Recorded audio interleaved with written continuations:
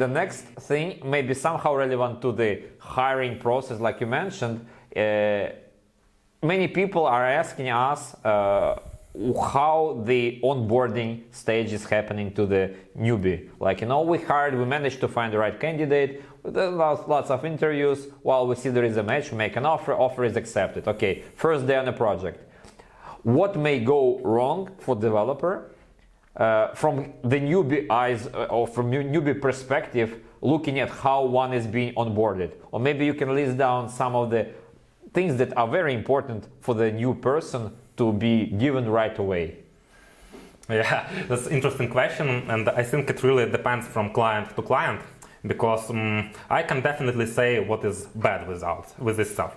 First, I would imagine what nightmare would you have about onboarding? First of all, it's if I'm on board during some release procedure, when everything is aflame, everyone is in chaos, nobody has time to put attention to you or somebody, it would be disastrous. Yeah, I think.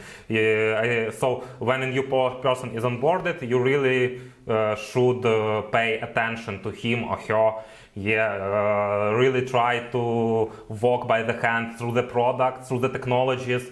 So at first, person will feel he or herself useful.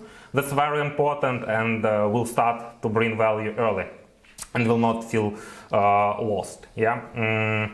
Of course, there's, I think, one more common scenario, especially for Ukraine, when you have you were signed for some vacancy with some description, role defined. Yeah. When you come and you see that it's totally different.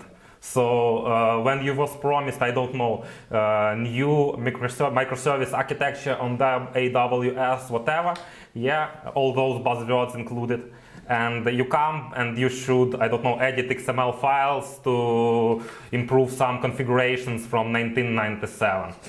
It would be bad, and it's very fun because I think last week I got a LinkedIn message from a recruiter from a big company, yeah, and my friends are working on that project, so I know things about that project. And they, in that vacancy, it is described that in totally different way that my friends describe it to me, totally different technologies and whatever, and this would be disastrous as well.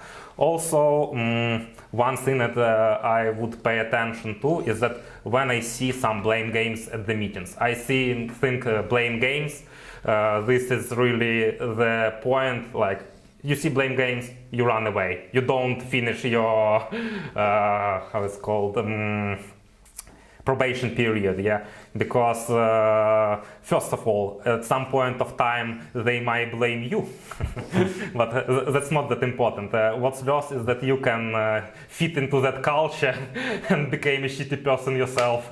Don't want this. Fair enough. I would want to be part of these things as well.